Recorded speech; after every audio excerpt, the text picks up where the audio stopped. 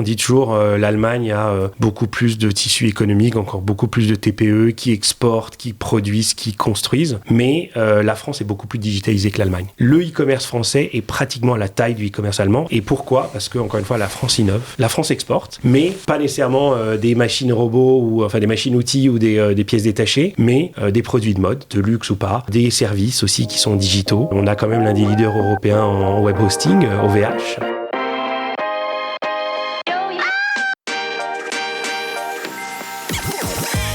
Bonjour et bienvenue parmi les Digital Doers, le podcast qui donne la parole aux décideurs de l'écosystème retail et e-commerce. Depuis 2020, avec mon partenaire, l'événement One-to-One Retail e-commerce qui se tient en mars à Monaco, nous tâchons de vous faire partager les visions et les retours d'expérience des leaders de notre secteur. J'ai le plaisir d'être avec Sonia Mamin, directrice de l'événement.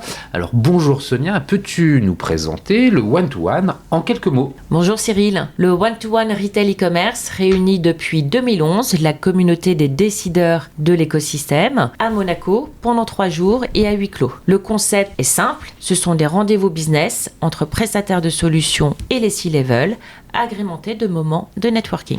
Effectivement, le one-to-one est réellement un rendez-vous incontournable. C'est également des keynotes et des conférences d'exception. Effectivement, nous avons beaucoup de contenu de grande qualité avec des intervenants triés sur le volet pour aborder des sujets d'actualité, donner de l'inspiration et partager des retours d'expérience. Merci Sonia pour cette rapide présentation. Pour en savoir plus, comment doit-on faire ? C'est ultra simple. Vous allez directement sur le site internet du One-to-One Monaco ou vous suivez notre page LinkedIn pour en savoir plus. Merci Sonia, à très bientôt à Monaco et d'ici là en audio, toujours sans coupure.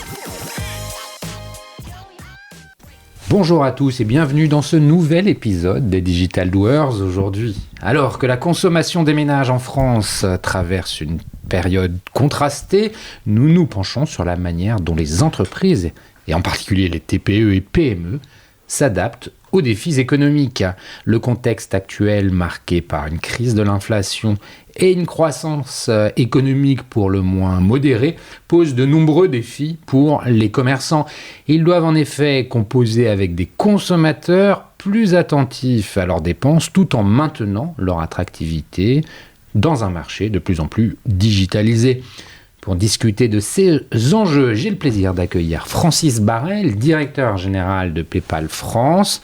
Avant de découvrir son parcours et son expertise, quelques mots pour rappeler brièvement ce qu'est PayPal aujourd'hui. Créée en 1998, cette solution technologique s'est clairement imposée comme l'un des leaders mondiaux des paiements en ligne, avec la promesse de la sécurité et de la simplicité dans les transactions numériques.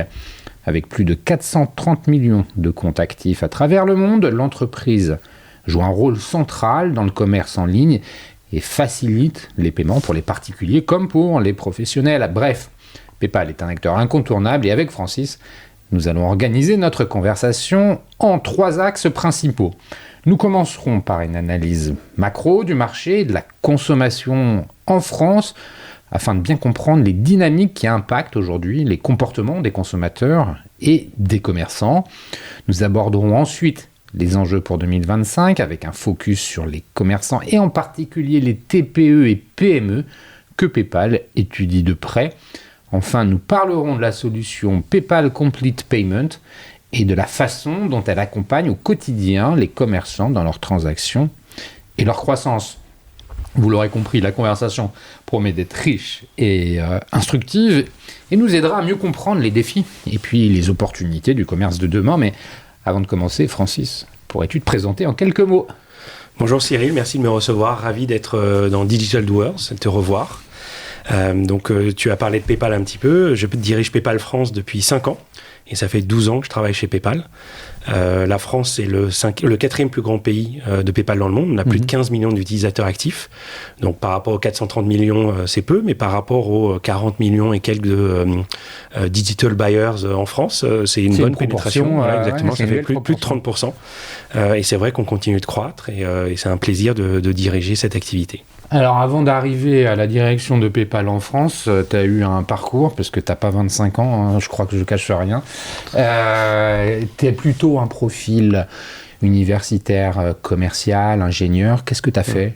Alors, j'ai la chance de ne pas avoir encore de cheveux gris et tous mes cheveux. Donc, même si je ne fais pas complètement mon âge, effectivement, j'ai un parcours assez long, puisque ça fait presque 25 ans que je travaille. Donc, j'ai fait une école de commerce. J'ai fait l'EDEC à Lille. Je suis encore impliqué dans l'école, parce que je travaille avec la fondation pour lever des bourses pour les étudiants défavorisés. Donc, c'est vraiment un honneur pour moi d'aider l'école. J'ai travaillé pendant 2 ans et demi chez BNP Paribas, en France et un peu à l'étranger. Et puis après, je suis parti faire un MBA aux États-Unis, à la Tuck School of Business, que j'accompagne aussi, toujours pour lever des bourses. Après, en 2005, à la sortie, j'ai rejoint... Tu as été diplômé en quelle année? Donc 2005. Voilà, c'est 2 ans de MBA. J'ai fait 4 ans de conseil en stratégie à New York. J'ai ma petite fille qui est née là-bas, donc on a décidé de rentrer. Et j'ai fait 3 ans en France, toujours dans un cabinet de conseil en strat autour de tout ce qui était financial services. Et l'une des missions était d'analyser PayPal. Et je suis tombé amoureux de PayPal autour de 2012, et donc j'ai tout fait pour rejoindre l'entreprise. Et début 2013, j'ai rejoint PayPal. Alors d'abord pour m'occuper du Moyen-Orient et de l'Afrique du Nord pendant 3 ans, qui était une région vraiment fascinante, puisque elle était en plein balbutiement, aussi bien pour PayPal que même pour la région.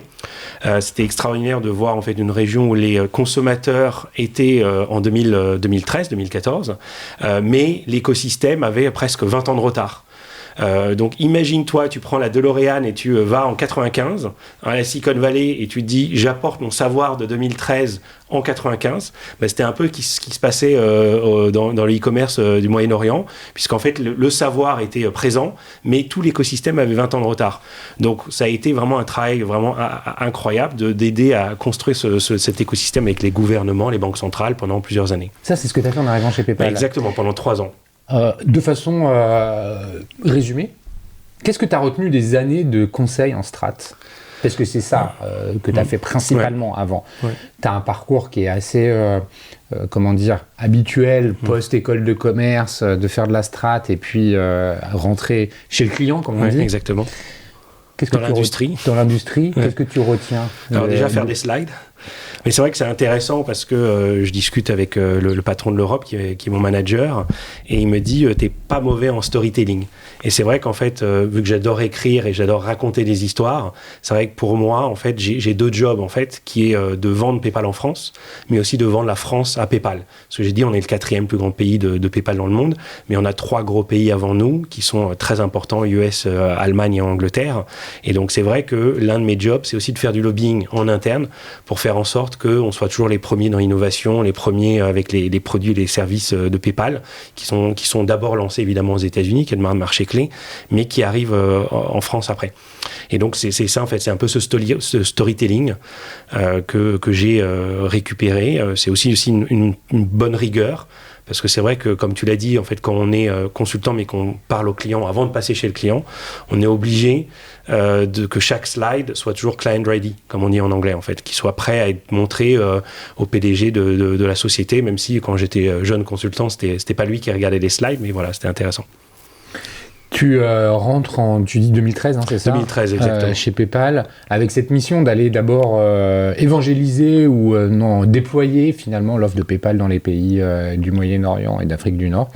Pourquoi cette région? C'est qu'il y avait un manque de quelqu'un? Alors en fait, parce que j'avais une appétence. Moi, avant de passer chez PayPal, j'avais fait quelques missions en Afrique et au Moyen-Orient pour des clients de mon cabinet de conseil. Et donc, je commençais à avoir une certaine expertise déjà assez longue du paiement et surtout de la région. Et c'est vrai que donc j'ai fait ça 3 ans et tu m'as demandé ce que j'ai appris dans le conseil, mais ce que j'ai appris pendant ces 3 ans chez PayPal, c'est une bonne résilience déjà pour pouvoir avoir la patience de travailler avec des banques qui ont parfois pas le même rythme que nous, des banques centrales encore moins, et surtout aussi une sorte d'énergie communicatrice, contagieuse, parce que c'est vrai que, comme je te le disais tout à l'heure, il y avait un tel engouement pour le e-commerce pour rattraper ces 20 ans de retard, que en fait les gens locaux, dès qu'on je disais que je venais de PayPal, c'était c'est génial, on va pouvoir travailler ensemble, faire des belles choses. Et donc j'avais un débordement d'énergie pour la région, mais pour PayPal aussi, ce qui fait que quand j'ai rejoint les équipes françaises début 2016, j'ai apporté ce sang neuf, parce que c'est vrai que la France avait déjà plus de 12 ans pour PayPal en France. Ça, on avait lancé en 2004. Et donc les équipes, les anciennes équipes qui sont à peu près toutes parties au même moment qu'on a nous rejoint avec des nouvelles personnes, on a vraiment apporté une sorte de guérilla marketing, d'énergie, de dynamisme et surtout un regard neuf. Et c'est vrai que la première fois qu'on m'a proposé, fin 2015, de rejoindre l'équipe française, au départ, je me suis dit, mais... Parce qu'avant, tu étais basé où, géographiquement ? J'étais basé à Paris, mais encore, j'étais à Dubaï toutes les 2 semaines. Et donc, quand on m'a proposé la France, je me suis dit, mais qu'est-ce que je vais pouvoir apporter à la France ? Parce que tu m'as demandé pourquoi le Moyen-Orient. Donc, j'avais cette expérience de conseil là-bas. Mais 2, en fait, j'étais ravi de me dire, je vais pouvoir mesurer mon impact personnel. Parce que c'est difficile quand tu rejoins une grande entreprise, même si PayPal de 2013 était beaucoup plus petit que PayPal de 2024. Mais me dire que voilà, je peux mesurer presque jour par jour l'impact que j'ai directement, ce qui est plus compliqué en plus quand tu es consultant, parce que ton consultant, tu fais des slides, tu les donnes, est-ce qu'ils sont implémentés ou pas, même si c'est le cas, à la lettre, tu n'es plus chez le client en général pour le suivre. Alors que là, je pouvais vraiment le suivre. Et donc, ma première réaction, c'était de dire, mais qu'est-ce que je vais pouvoir amener à la France ? Et en fait, j'avais fait une due diligence avant de dire oui à Damien Perilla, qui était mon mentor et ami chez PayPal. Et j'ai vu que, en fait, on avait un peu perdu de notre superbe en France et que on avait quelques relations améliorées. Et donc, c'est pour ça que j'ai dit oui. Et donc, début 2015, j'ai rejoint PayPal France. La première chose que j'ai fait, c'est que je suis allé au CES à Las Vegas. Attends, mais t'as quoi comme rôle ?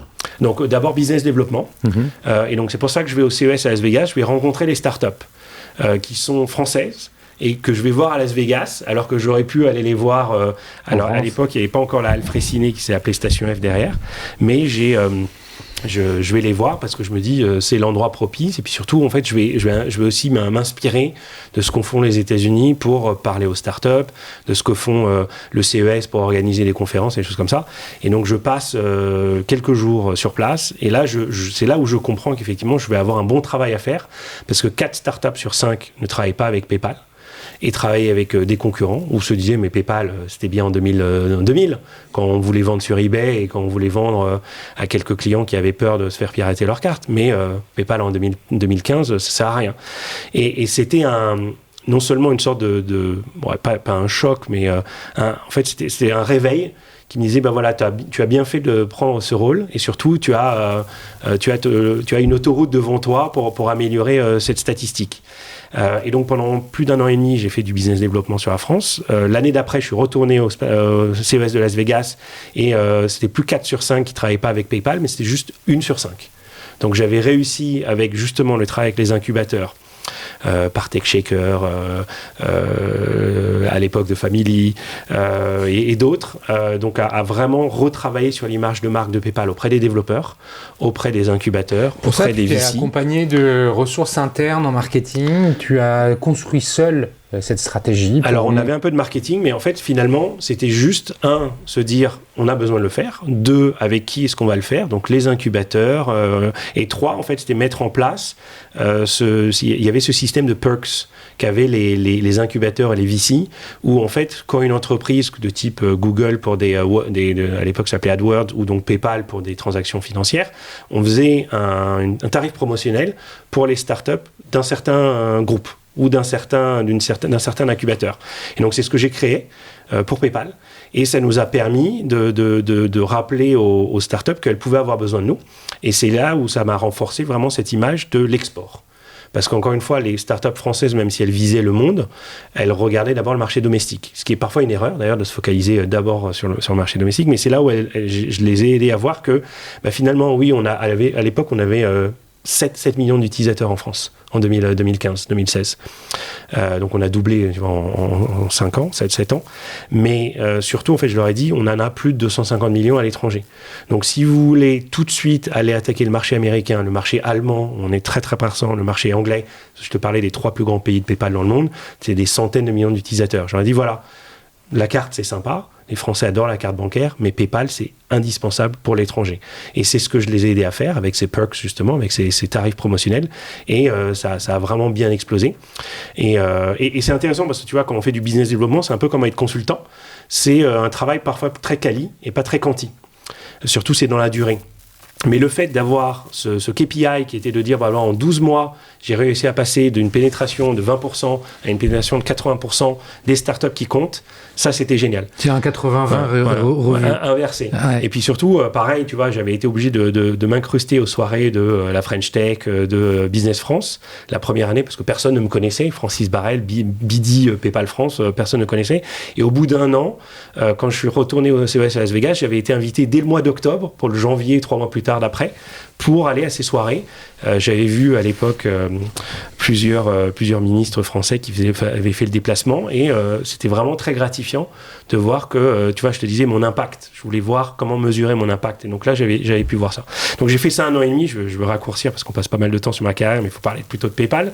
Donc j'ai passé 1 an et demi en BD France. Après, je suis passé en directeur commercial. Donc là, c'était vraiment un autre niveau et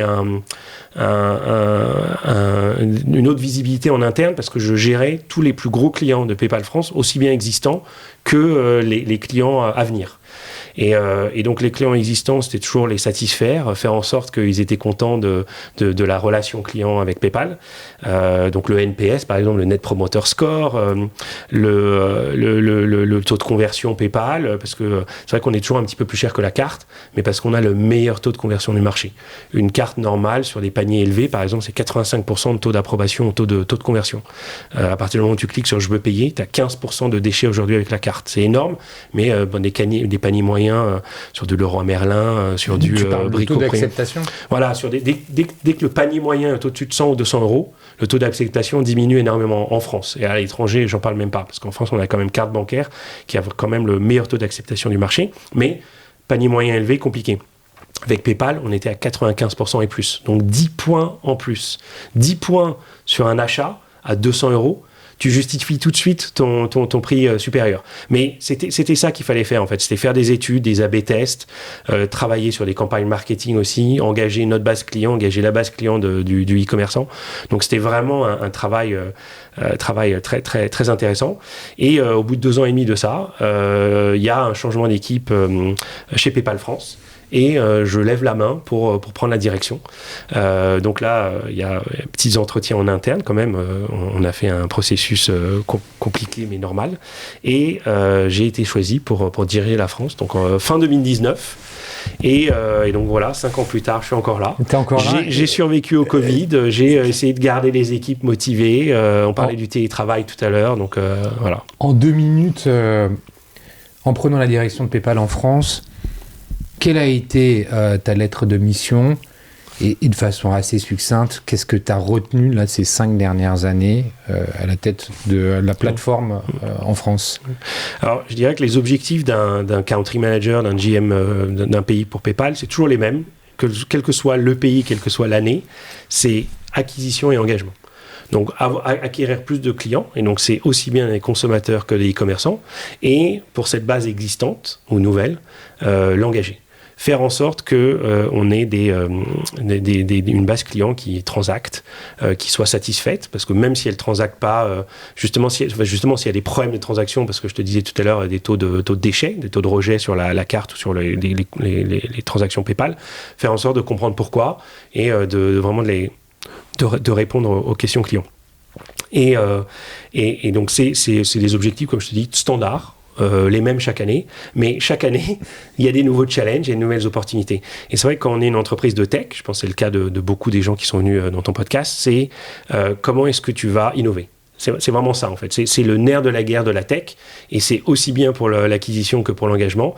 C'est comment ton parcours client, ton UX, ton User Experience, comment est-ce que elle permet aux consommateurs, aux clients de créer un compte PayPal facilement, de naviguer une fois. Là, c'est intéressant ce que tu dis. Ça veut dire que la France peut être donneur d'ordre d'évolution, d'innovation technologique, parce que j'imagine que tout est développé aux États-Unis, que il n'y a pas d'équipe dev à Paris. Exactement, mais on l'a été 2 fois. On l'a été en 2016, donc ça faisait 1 an que la nouvelle équipe française était en place, et on a lancé le P2P, donc le peer-to-peer, ou le paiement entre particuliers, gratuit. 100% gratuit en France. On était le premier pays au monde pour PayPal à le faire. Et donc, ça a permis aux consommateurs... Avant, c'était gratuit, mais uniquement avec un compte bancaire. Sauf qu'en France, on l'a dit tout à l'heure, les Français adorent la carte bancaire. Et donc, on chargeait une commission. Et donc là, on a décidé de le lancer 100% gratuit.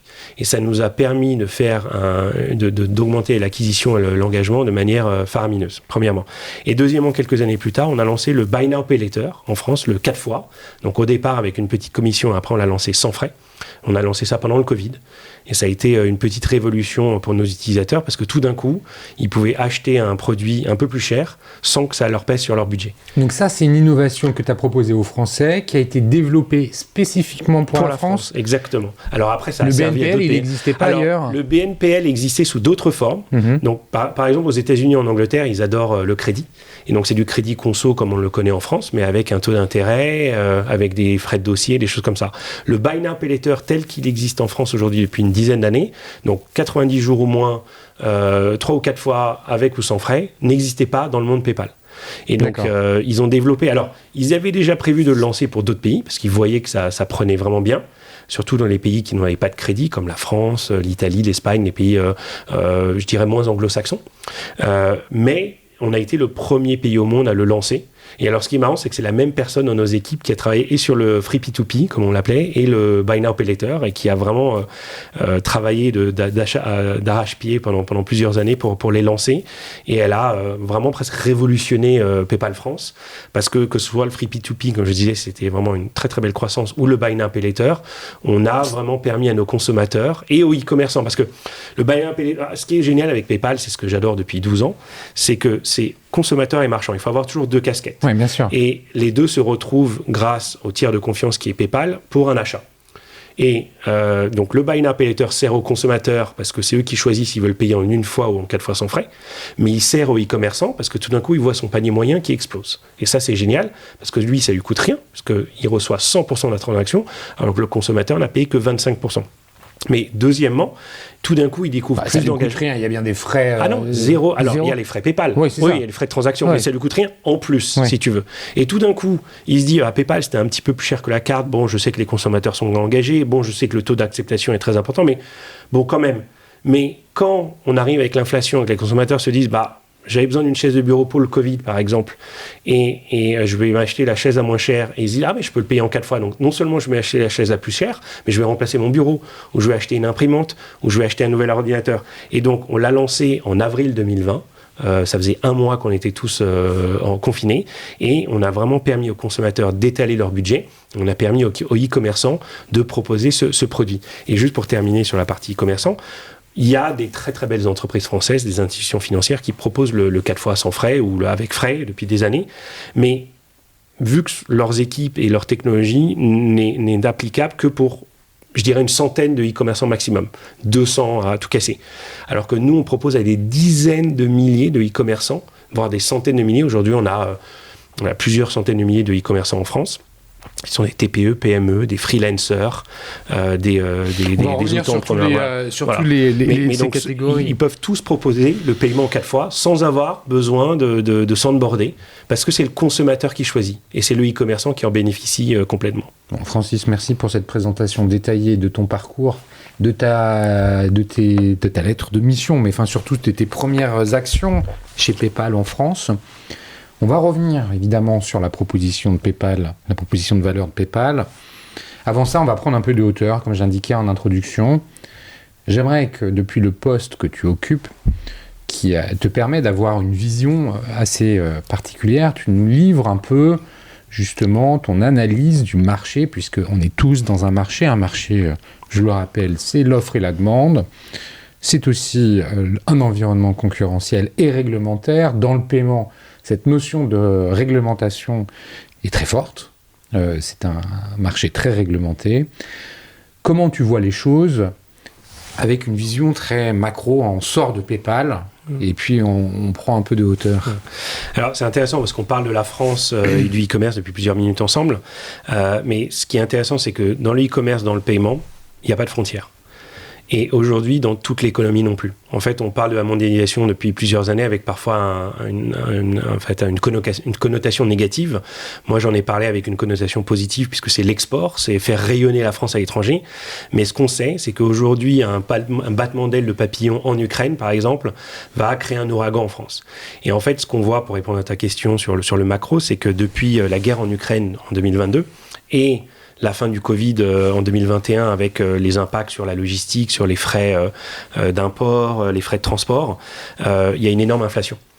Et alors moi, sur un plan personnel, je l'avais vu venir. Donc l'inflation, on est d'accord, elle vient avec la crise de l'énergie liée à la guerre en Ukraine. Alors, en fait, elle a plusieurs causes. Enfin, oui, c'est ça, plusieurs causes. La première, c'est, encore une fois, c'est la fin du Covid, avec des matières premières ou des transports logistiques qui étaient très en demande. Donc, en fait, l'inflation a commencé à pointer son nez. Ça faisait vraiment presque une décennie depuis la crise de 2008 que en fait les Français, mais le monde entier n'avait pas connu l'inflation. Et ce qui est intéressant, moi je t'ai dit que j'avais fait une école de commerce et j'adore l'histoire, mais moi je me souviens de la dernière dévaluation du franc sous Bérégovoy en 93 qu'on avait étudié en cours d'histoire. Avant, régulièrement, il y avait de l'inflation, il y avait un impact sur la monnaie. Alors l'euro a aidé énormément. 2, les politiques des banques centrales ont beaucoup aidé. 3, les collaborations entre gouvernements, par exemple, qui ont servi à sauver la Grèce, ont beaucoup aidé aussi. Et finalement, il y avait plusieurs études qui ont montré qu'à cause ou grâce à la faillite de Lehman en 2008 et tous les plans de relance de l'économie qui ont eu lieu fin des années 2000, début voilà exactement. Quand il y a eu le Covid, il y a eu énormément de soutien par l'économie. Il y a eu les prêts à taux zéro, il y a eu les prêts garantis par l'État et des choses comme ça. Et donc, la phrase du président Macron, c'était quoi qu'il en coûte. Donc on compte pas. Sauf qu'à un moment donné, et les marchés financiers, et les banques centrales, et les investisseurs, tous ces éléments macro, ils comptent eux. Et donc c'est pour ça que fin 2021, on a vu poindre l'inflation, premièrement. Donc à cause de ces effets macro du Covid. Deuxièmement, il y a eu un double choc. C'était la guerre en Ukraine. Et moi, j'aime bien rappeler que finalement, en 2022, c'était un peu comme si on sortait de 1919 avec la fin de la guerre, ou le début d'une autre un petit peu avec l'Ukraine, et la crise de la grippe espagnole, et en plus la crise financière qui pouvait résulter de ces taux d'intérêt un peu bas et tout. Donc, c'était vraiment une sorte de, pas de microcosme, mais en fait un perfect storm, comme on dit en anglais, avec vraiment des éléments macro qui se retrouvaient tout d'un coup. Et donc effectivement, la guerre en Ukraine a eu un impact et sur les matières premières, parce que l'Ukraine c'était le grenier de blé de l'Europe, et sur le cours du pétrole. Et donc effectivement, la France et toutes les énergies, voilà exactement, tout à fait, le gaz naturel, les choses comme ça. Donc effectivement, juste pour revenir à 2024, on essuie à peine la fin de l'inflation, mais ce qu'on a vu chez PayPal par rapport au macro, c'est que les ménages français ont eu énormément de problèmes à joindre les deux bouts. On parlait de la fin du monde avec l'écologie, mais on parlait de la fin du mois avec les salaires qui étaient impactés par l'inflation, et surtout le pouvoir d'achat. Donc ce qu'on a vu, c'est que pendant des années, et surtout avec le Covid, le e-commerce était un peu épargné par des effets macro. Mais là, en fait, quand les Français n'ont pas d'argent à dépenser, que ce soit dans les boutiques en physique ou chez les e-commerçants en digital, ils n'ont pas d'argent à dépenser. Et donc, on n'a pas vu une baisse des volumes de transactions. Enfin, il y a eu un report des produits vers les services. Alors, exactement. Ce qu'on a vu, pareil, toujours pour revenir à la fin du Covid, on a vu que 2022 et surtout 2023-2024 on appelait ça la funflation. On a vu une grande inflation sur tout ce qui était billets d'avion, séjour en parc d'attractions, hôtellerie, santé, avant même les JO en France ou à Paris. Mais effectivement, donc tout ce qui était divertissement a énormément augmenté, et les Français effectivement faisaient des efforts. Alors avant une grande inflation, mais avec une augmentation de ces prix-là, faisaient des efforts pour moins dépenser en nourriture. C'était quand même la première fois en 2023 que les dépenses en nourriture baissaient depuis plusieurs décennies. Je crois que c'était Michel-Édouard Leclerc qui en avait parlé, et encore une fois, cette tendance macro, qui aurait pu l'imaginer quand 2020 a commencé, par exemple. Donc, vraiment, toutes ces différentes tendances font que, si tu regardes le e-commerce au total il y avait... en fait, ce qui est marrant, c'est que le e-commerce... Alors, le e-commerce français, en fait, continue de croître depuis qu'il est créé, depuis fin des années 90, mais a quand même cru beaucoup plus lentement ces 2-3 dernières années. Encore une fois, comme le retail hors ligne, en fait, en physique. Ce qu'on a vu aussi, c'est qu'effectivement, même si cette croissance était toujours très intéressante, très positive, il y avait un énorme gap entre, comme tu l'as dit justement, les compagnies aériennes, tout ce qui est service, et pas vraiment industrie, mais le retail traditionnel. Tout ce qui est mode et retail ont été énormément impactés. Alors, effectivement, il y a eu un taux d'équipement gigantesque pendant le Covid, et donc on pense tous, encore une fois, à la guerre en Ukraine, mais le fait que les gens aient tous remplacé leur ordinateur, leur chaise de bureau, tout à l'heure dont je parlais, ou leur bureau, fait que c'est pas tous les 2 ou 3 ans qu'ils remplacent ça. Plus les ordinateurs sont modernes, moins ils ont besoin de les remplacer vite. Puis plus on les répare. Et ce qui est marrant, parce qu'on avait vu cet effet avec, en 2007-2008, quand l'iPhone s'est lancé. Les gens avaient acheté un vieux téléphone qui remplaçait assez vite, un appareil photo numérique qui remplaçait, et puis un assistant numérique type Palm. Et tout d'un coup, il y avait un seul appareil qui était lancé. Et donc, ils n'avaient plus besoin de remplacer les 3. Alors oui, ils remplaçaient souvent leur iPhone ou après leur smartphone, mais il y avait ça. Et donc, c'est exactement ce qui s'est passé avec le Covid, où ils ont remplacé énormément de matériel, encore une fois grâce à PayPal et le Buy Now Pay Later 4 fois sans frais, mais ils avaient plus besoin de le remplacer après. Et pareil, en fait, donc sur tout ce qui est fashion, on voit un double effet. Donc le premier, l'inflation, le taux d'équipement qui a augmenté et tout, et le deuxième, que ce soit pour des besoins d'environnement, pour la prise de conscience de l'impact de la mode sur l'environnement, ou encore une fois une question de budget, la seconde main a aussi explosé.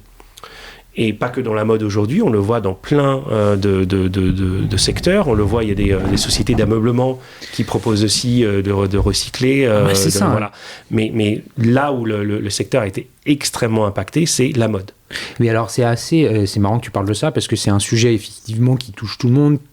Il n'y a pas un effet de mode, il y a réellement, structurellement, des choses qui changent. J'observe 2 choses, et tu vas me dire si, quelque part, toi aussi, c'est quelque chose que tu peux observer.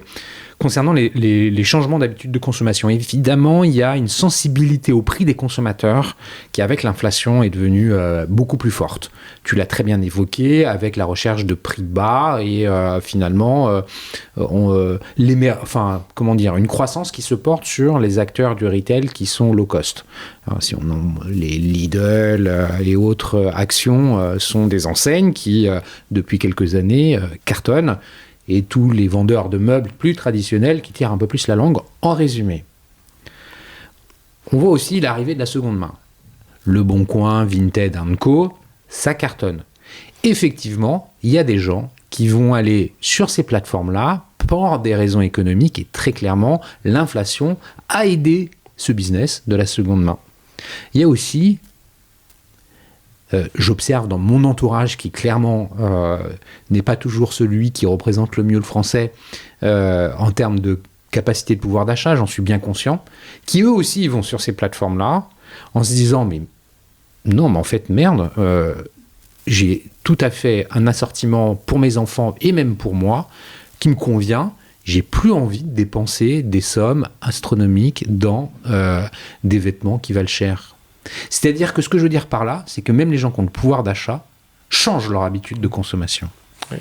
Et tu as complètement raison. Et encore une fois, c'est lié à prise de conscience sur l'environnement, pression sur les tarifs, et aussi, encore une fois, changement culturel. Quand on parle d'un changement culturel, c'est un changement structurel. Tu l'as dit fort justement. Donc, c'est vraiment des mères de famille qui, avant, n'achetaient que du neuf et maintenant achètent de la seconde main, ou c'est des mères de famille qui proposent, moi j'ai ma fille de 16 ans, on en parlait tout à l'heure, qui vend aujourd'hui sur Vinted pour se faire de l'argent de poche, et parce que en fait, elle n'a pas envie de nous demander de lui renouveler sa garde-robe constamment. Donc j'ai cette chance-là. Mais c'est une réalité qui est partagée par beaucoup de parents. Voilà, j'ai des enfants qui ont les mêmes âges, et j'observe la même chose. Ouais. Et je dirais, en fait, c'est pas plus mal, entre guillemets, parce que ce qu'on a vu aujourd'hui, c'est que même les entreprises françaises s'y prêtent. Et aujourd'hui, le Printemps, par exemple, a un étage tout entier dédié à la seconde main. Alors avant, on appelait ça le vintage, mais c'était un peu épisodique. Aujourd'hui, c'est encore une fois rentré dans les mœurs, dans la culture. Ce qui est intéressant aussi, toujours pour rester sur la France, cocorico, c'est que en fait, les petites Françaises, parce que c'est quand même beaucoup des jeunes femmes, sont en avance sur les goûts, sur les tendances. Et donc aujourd'hui, en fait, quand elles mettent des produits en ligne, alors Le Bon Coin, qui est une magnifique réussite, mais très localo-local, alors que Vinted est international. Et leur business model, c'est des Françaises qui mettent des produits en vente et qui sont achetés par une Polonaise, une Allemande, une Espagnole, une Italienne. Et ça, c'est assez extraordinaire parce que c'est vrai que moi, j'ai vendu la poussette de mes enfants et le siège bébé sur Le Bon Coin dans le quartier. Mais ma fille ou d'autres, encore une fois, des jeunes femmes, vendent dans le monde entier, alors, surtout en Europe. Et encore une fois, c'est positif pour les Françaises ou la France, parce qu'on le voit, ça permet d'entretenir la mode, puisque les Français sont en avance, les entreprises françaises sont en avance. On connaît l'impact du luxe en France. Nous, quand justement, pour revenir à notre impact sur la France, quand j'ai commencé en France en 2015-2016, on travaillait aucune des sociétés de luxe, et depuis, on travaille avec toutes les sociétés de luxe françaises. C'est extraordinaire, c'est vraiment une fierté. Mais donc, ces sociétés de luxe ont un impact sur même la mode, le prêt-à-porter, entre guillemets, normal, pas que luxueux, et sur la tendance française, sur l'avant-garde, sur le goût, et donc ça permet aux Françaises de vendre sur ces plateformes. Ce qui est assez contradictoire aussi avec d'autres comportements d'achat, puisque ces Françaises, comme tu dis, elles vont avoir une activité soutenue sur les plateformes de seconde main type Le Bon Coin ou Vinted pour le fashion, et vont en même temps aller acheter sur Shein et Temu. On voit qu'Inditex, Zara, a des chiffres extraordinaires, des chiffres de vente extraordinaires. H&M finalement s'en sort, Primark cartonne. Donc c'est bien les mêmes clientèles qui d'un côté va acheter du fashion, du fast fashion ou de l'ultra fast fashion, et qui d'un autre veut dire mais non, il faut que je sois bien, je vais aller vendre sur des plateformes comme Vinted. Alors écoute, tu m'as fait venir pour parler un peu de e-commerce et de macro. Là, je rentre dans la psychologie, soit des Français, soit des consommateurs ou consommatrices, c'est un peu plus compliqué. Mais encore une fois, c'est toujours cette histoire de fin du monde, fin du mois. Et en fait, encore une fois, c'est beaucoup des femmes, mais quand même évidemment des hommes, si les consommateurs voient un produit qui leur plaît, et même s'ils ne savent pas nécessairement ni sa provenance, ni par qui ou comment il a été fabriqué, à un moment donné, le produit leur plaît et elles vont le prendre. C'est ça. Donc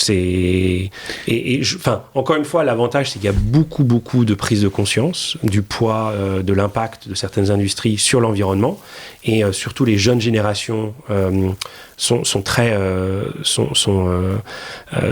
vocales sur ça, et tant mieux. Mais en même temps, ça reste des êtres humains avec toutes leurs contradictions. Exactement. On va aller faire un focus un peu sur comment on voit 2025, comment tu vois 2025, et puis les défis qui se présentent aux commerçants. Pour faire cette transition, on vient de voir que la BCE a baissé ses taux. On anticipe une deuxième baisse des taux. On parle d'inflation, on a beaucoup parlé d'inflation. J'ai tendance à dire que l'inflation, la crise est derrière nous. On a des prévisions qui sont plutôt habituelles. On est même en dessous de 2%. Donc c'est l'inflation dite normale. Tu le disais, t'aimes bien être positif et voir le verre à moitié plein. Moi aussi, et en France, quand on regarde ou on écoute les médias mainstream, rien ne va, c'est la catastrophe politique, économique, écologique, enfin voilà. Pour autant, finalement, la France, elle va avoir une croissance, pas extraordinaire, mais une des plus grosses, entre guillemets, croissances européennes en 2024, et le budget qui est en pleine construction pour 2025 s'appuie sur les estimations des différents instituts français et étrangers qui donnent une croissance supérieure à 1%. L'Allemagne, elle parle de récession, qui est la deuxième économie de la zone euro. Donc on a un contexte qui est hyper anxiogène. Pour autant, quand on regarde les chiffres, finalement, on n'est pas si mauvais que ça. Alors voilà, je te laisse cette balle pour 2025. Moi, j'aimerais bien que tu me racontes un peu. Je suis pas Nostradamus, donc c'est compliqué à prévoir. Mais effectivement, je pense qu'il y a plusieurs effets. Le premier, c'est l'effet JO, qui n'est pas négligeable, qui a apporté quelques points de croissance au PIB. Le deuxième, tu l'as bien dit, le taux de croissance de la France qui va être supérieur à 1%. Je crois qu'il est même pour le moment en année en année pleine, il sera autour de 1,25. Tu l'as dit, l'Allemagne soit est en récession, soit est en croissance à 0,10, 0,20. Donc c'est presque 5 fois moins que la France. Encore une fois, cocorico. Et ça, c'est vraiment lié beaucoup au marché intérieur, à l'export aussi. Ce qui est intéressant, c'est qu'il publie aussi les chiffres de l'INSEE sur le taux de natalité en France ce matin. Alors, on est à 1,65 enfants par famille, ce qui est beaucoup moins que les 2 et quelques qu'on avait en France avant. Pour rappel, pour renouveler des générations, il en faut plus de 2. Donc, on a vraiment baissé ces dernières années, mais on reste le taux de natalité le plus élevé de toute l'Europe. Donc ça, pareil, encore une fois, fierté française. Après, nous, on a fait une étude avec l'Institut YouGov il y a quelques mois, milieu d'année. Et alors, ce qui est intéressant par rapport au verre à moitié plein de Francis Barrel, c'est les dirigeants français, 6 sur 10, étaient optimistes sur les mois à venir. Donc, encore une fois, c'est vrai que ça fait plus vendre les journaux, les clics, de parler de baisse ou de pessimisme. Mais cette étude, on l'a fait avant les JO. Donc c'était avant qu'il y ait un effet JO en se disant mais tout s'est bien passé et l'économie va repartir, et encore une fois on l'a vu dans les chiffres, donc c'est très intéressant. Deuxièmement, ce qui est intéressant dans cette étude aussi, c'est qu'on a vu que 30% citent l'innovation pour justifier leur optimisme. Et donc, on parle beaucoup d'intelligence artificielle en ce moment. On n'a pas beaucoup parlé ensemble pour le moment, mais l'IA va permettre de réduire des coûts sans nécessairement impacter les emplois, parce qu'en fait, ça va juste permettre de faire une reconversion de certaines personnes qui avaient des travaux beaucoup plus manuels, rébarbatifs, de type traduction, rédaction C'est drôle, de texte. ce matin, j'ai lu une info concernant exactement ce sujet qui explique quand même que la traduction et l'IA sont faits pour se marier. Exactement. Nous, on est en train de le regarder. Alors, nous, on utilise l'IA chez PayPal depuis plus de 10 ans pour améliorer notre algorithme de scoring des transactions. Donc, on n'a pas attendu ChatGPT pour utiliser l'IA. Donc, on a notre propre IA. Et en fait, ce qui est intéressant, c'est que l'IA, le plus important, c'est la data. Et nous, avec 430 millions de clients, on a beaucoup de data et qu'on n'utilise que pour nous.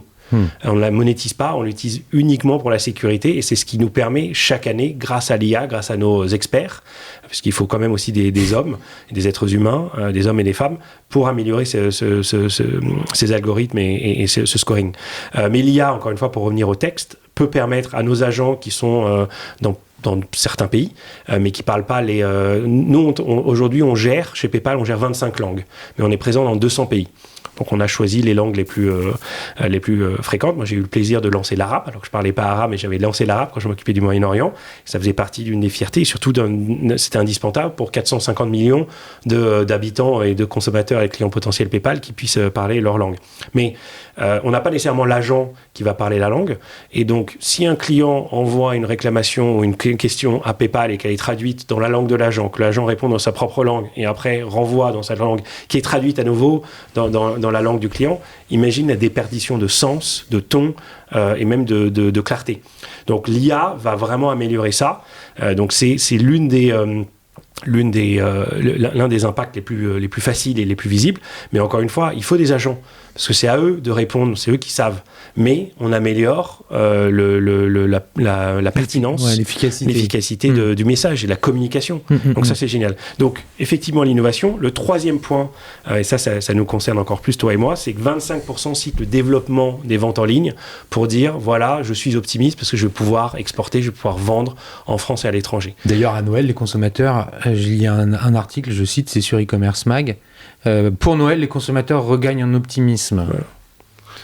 Alors là, ce qui est intéressant, c'est que Black Friday tombe le week-end du Téléthon. Donc on va avoir et de la générosité et du e-shopping. Donc ça va être assez intéressant parce qu'il y a l'inauguration de Notre-Dame de Paris qui est début décembre, donc qui tombe le week-end habituel du Téléthon, que nous on accompagne depuis 18 ans. Donc pour la première fois en 35 ans de Téléthon, ce ne sera pas le premier week-end de décembre, ce sera le dernier week-end de novembre, et ça tombe la Black Friday. Donc les consommateurs, surtout les utilisateurs PayPal, pourront faire et de la générosité et du e-commerce. Mais justement, en fait, c'est ça qui est intéressant, c'est que il y a toujours un report des ventes. Là, par exemple, le climat, on n'a pas parlé du climat, mais sur la vente, qu'il fasse 2 degrés de plus ou 2 degrés de moins, ça peut avoir un impact gigantesque sur les soldes d'été, les soldes d'hiver, les ventes de produits d'hiver qui sont mis dans les collections dès le mois de septembre. On a reçu chez PayPal une femme extraordinaire qui travaille dans une entreprise de Cachemire qui nous disait qu'avec 3 degrés de moins entre septembre 2023 et septembre 2024, ses ventes avaient doublé. Il faisait un peu plus froid cette année, et là, elle a vendu plus du double de ce qu'elle avait vendu l'année dernière. Et en fait, on a beau faire des campagnes marketing, des collections incroyables, mais la météo a un des impact gens avec le sourire dans les boutiques et choses comme ça, s'il fait chaud ou qu'il fait froid, Dieu ou la malchance ou la chance peut avoir un impact gigantesque sur les ventes, que ce soit en physique ou en digital. Donc pour revenir à Noël, je pense que ça va être une bonne saison.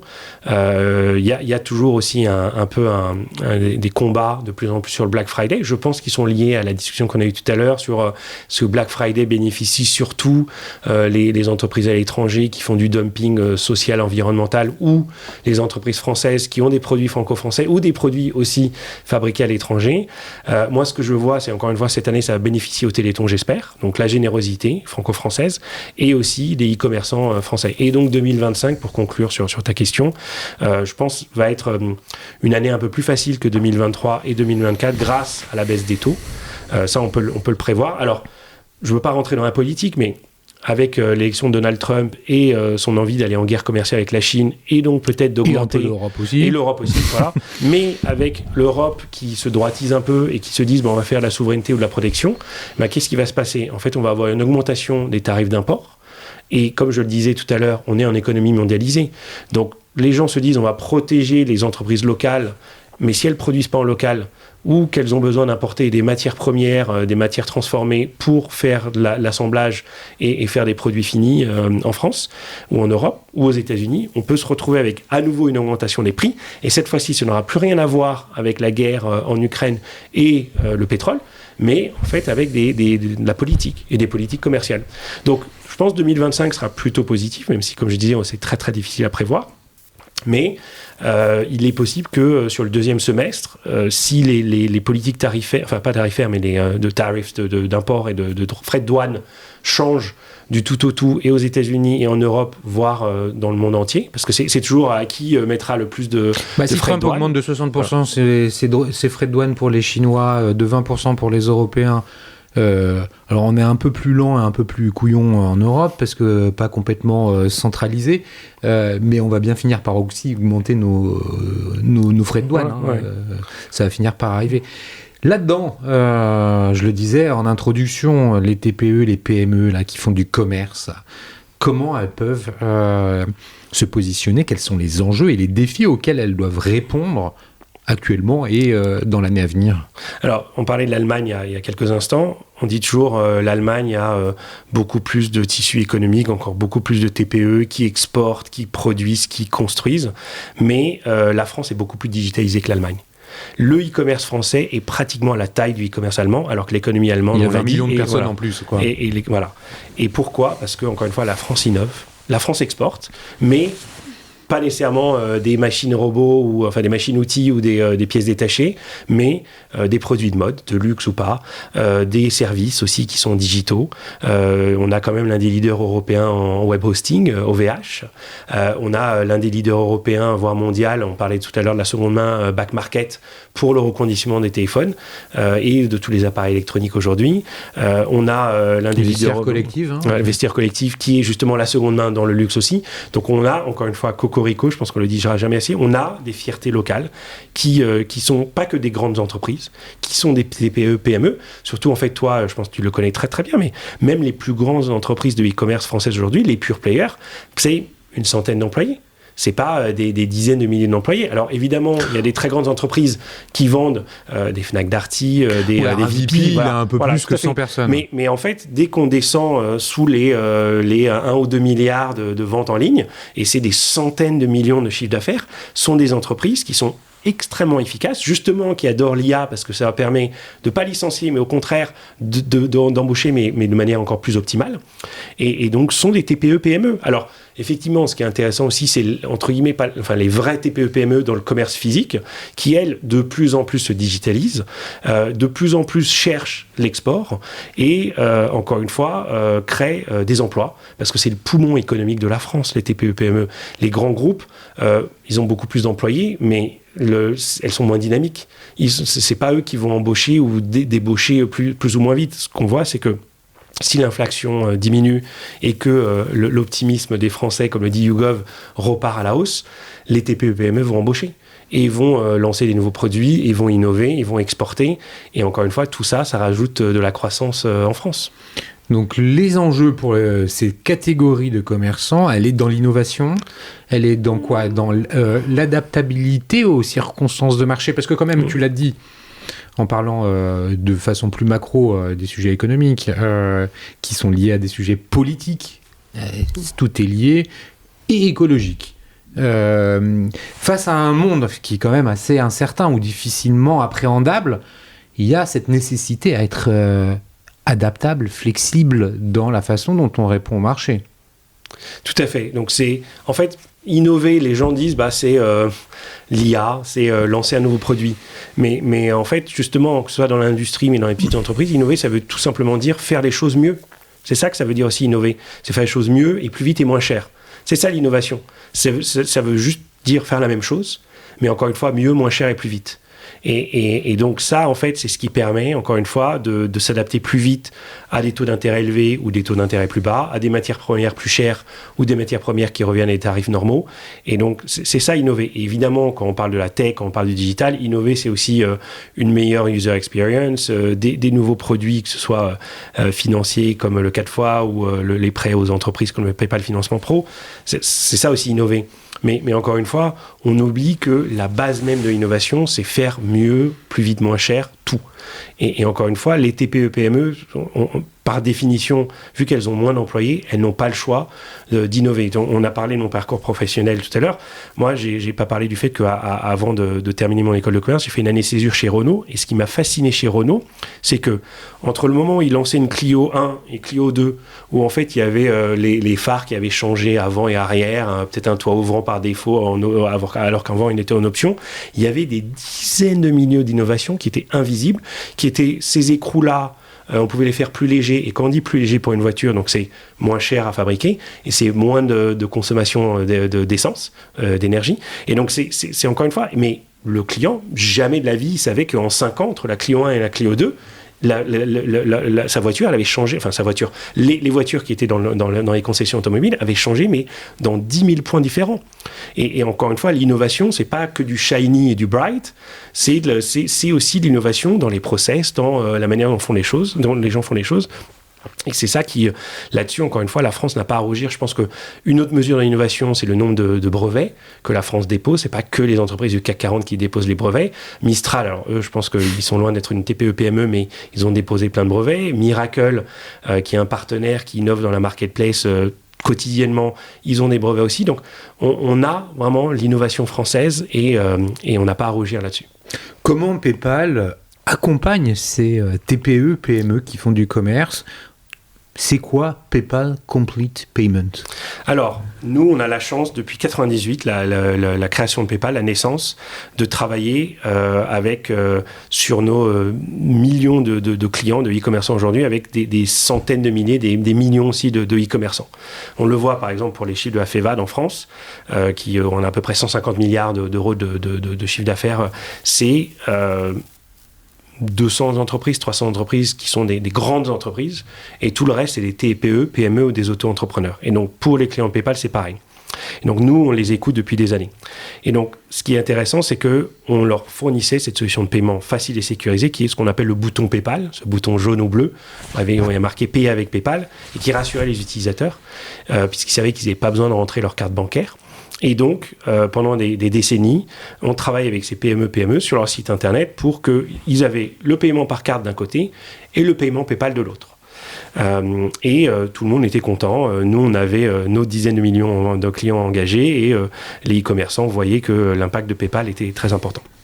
Mais à un moment donné, justement, avec les coûts qui ont augmenté, on a des TPE-PME qui sont venus nous voir, nous dit écoutez, c'est bien d'avoir le bouton PayPal, mais on a aussi des clients qui veulent payer par carte, et aujourd'hui, ce sont des banques qui parfois innovent moins bien, moins vite que PayPal, ou c'est ce qu'on appelle les PSP, des prestataires de services de paiement, qui commencent à coûter de plus en plus cher, parce que dès qu'on fait un rapport sur les remboursements, on doit payer quelques centimes, dès qu'on fait ceci, cela, c'est quelques centimes, et mis bout à bout, c'est aussi cher que PayPal.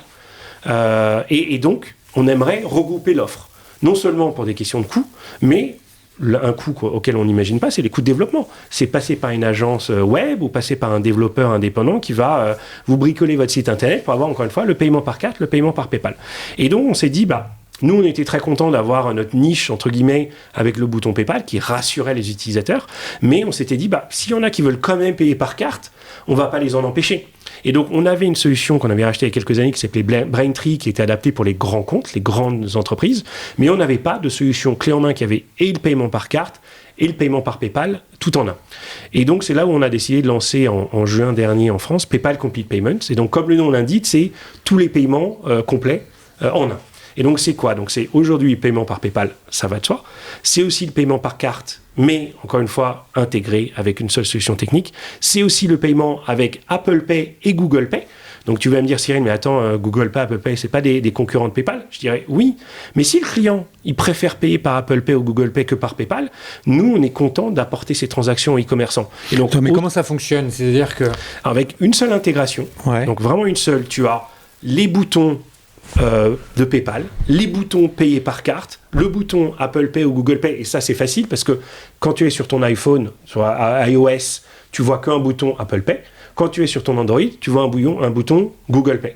Donc tout est automatisé par notre technologie, et encore une fois, le plus important c'est la fluidité. Et pour le commerçant, ça coûte pas plus cher ? C'est exactement la même chose, c'est des transactions PayPal, tout clé en main, et donc c'est paiement par carte, paiement par PayPal, paiement par des wallets, et aussi le tracking du colis, je vais y revenir, et la gestion de la fraude. Tout ça, clé en main. Donc, une seule intégration, des coûts centralisés et optimisés, et encore une fois, pas besoin de dev supplémentaires pour tout intégrer. Et pourquoi le suivi du colis, le tracking ?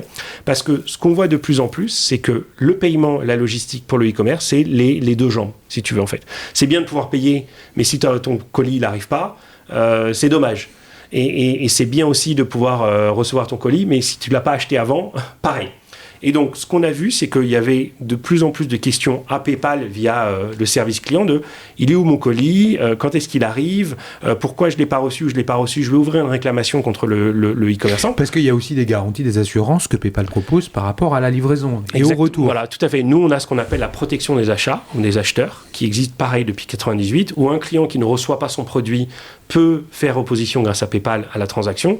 Un client qui reçoit un produit qui est différent de ce qu'il a commandé ou qui est endommagé peut aussi utiliser PayPal pour la protection. Avec Complete Payment, la protection fonctionne aussi avec les autres moyens de paiement ? Alors, non, parce que ça, c'est un modèle économique un peu différent, mais ce qui est intéressant, c'est qu'on automatise et pour le e-commerçant et pour le consommateur le suivi du colis, puisque avant, le client devait appeler PayPal en disant « il est où mon colis ?» Nous, on devait appeler le e-commerçant en disant « il est où le colis ?» Et on renvoyait au client et il y avait cette boucle. Aujourd'hui, en fait, tout est préintégré grâce à PayPal Complete Payment, et donc ça permet au consommateur, dès qu'il va sur la transaction PayPal, de voir le suivi du colis, et comme ça, en fait, il ne va pas ouvrir un litige contre le e-commerçant si le colis est marqué en transit.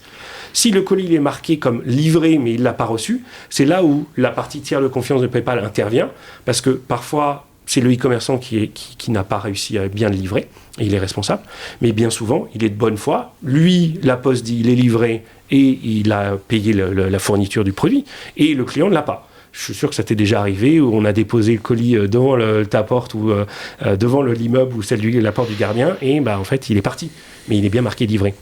Et donc là, c'est PayPal qui intervient et qui rembourse le consommateur, mais pas aux dépens du e-commerçant. Et ça, on peut le voir parce qu'on a le tracking du colis qui est déjà préintégré. Donc ça permet quoi ? Donc tu diminues tout d'un coup le nombre de réclamations auprès des e-commerçants, donc ils peuvent se concentrer sur la vente et pas l'admin. Deuxièmement, ça permet plus de visibilité et de communication avec le consommateur. Et troisièmement, encore, plus de fluidité au total et plus de tracking. Et donc ça, c'est vraiment, et encore une fois, on n'imaginait pas que ça pouvait fluidifier les transactions de paiement avec la logistique. Aujourd'hui, ce déploiement, il est en cours, comment on fait ? Alors, on l'a lancé, comme je disais, en juin. On l'a lancé en particulier avec un partenaire de longue date qui est PrestaShop. Et en fait, tous les e-commerçants qui sont déjà sur PrestaShop ou qui s'intègrent via PrestaShop auront, par défaut, PayPal Complete Payments. Donc, ils n'auront pas besoin de se dire, mais comment j'active la carte ? Est-ce que je dois contacter ma banque ? Faut que j'aille dans le back-office de PrestaShop ? Non, c'est activé par défaut. Pareil, encore une fois, pour les wallets et pour le tracking et le suivi de tout ce qui est fraude. Donc, tout ça clé en main grâce à PrestaShop. Et en fait, le but après, c'est pour éviter, parce que je te disais tout à l'heure, nous, on veut baisser les coûts aussi bien de totaux au niveau des transactions que les coûts d'intégration. Donc, c'est bien si on l'a intégré à PrestaShop, mais malheureusement pour PrestaShop, ils n'ont pas tous les e-commerçants ou les futurs e-commerçants français. Donc nous, notre objectif pour le rendre facile pour les TPE, PME, c'est d'aller voir les autres plateformes qui fonctionnent et qui permettent aux e-commerçants français d'aller en ligne et de leur proposer de préintégrer PPCP pour que par défaut, ce soit plus un simple bouton PayPal quand ils intègrent PayPal, mais c'est toutes les solutions qui sont associées à PPCP. Et PPCP, si tu as ton Shopify, tu peux l'intégrer par toi-même ? Alors, pareil, en fait, encore une fois, c'est intégré. Alors, Shopify est un petit peu différent parce que je te parlais de PrestaShop, qui est une société française, donc on a vraiment une relation privilégiée. Shopify est géré aux États-Unis, donc eux, ils ont une intégration encore un peu différente. Mais il est vrai qu'aujourd'hui, quand tu payes par carte sur Shopify en France, c'est du PayPal aussi. Mais c'est un peu comme le bourgeois gentilhomme, c'est tu payes par PayPal sans le savoir. Et aux États-Unis, de plus en plus aussi. Donc, vraiment, encore une fois, l'objectif, c'est d'amener plus de solutions de paiement aux e-commerçants, quelle que soit leur taille et quelle que soit leur plateforme technique. Est-ce que PPCP ou PayPal Complete Payment, c'est une innovation à l'initiative de PayPal France ? Ou alors est-ce que c'est quelque chose de plus global qui est finalement intégré dans l'écosystème français ? J'aurais voulu te dire que oui, c'est nous, mais non, c'est vraiment, en fait, c'est vraiment un travail d'équipe parce que nous, on est assez vocal, comme je te le disais, je fais je prends mon bâton de pèlerin et je vends l'innovation française et start-up françaises. Et aux États-Unis, je leur dis, voilà, il y a besoin d'innover constamment. Et donc, en fait, c'est tous les pays avec des TPE, PME par milliers, par centaines de milliers, qui ont échangé avec les États-Unis et qui leur ont dit, écoutez, on veut une solution clé en main, PayPal Complete Payments, pour proposer tout aux TPE, PME sans qu'elles aient besoin d'aller voir 19 développeurs et 25 banques. Ok, donc là on est arrivé finalement à répondre à ces enjeux-là qui se déploient. On arrive un peu au terme de notre échange, Francis. Si tu avais un petit mot de la fin que tu voulais partager avec les auditeurs, quel serait-il ?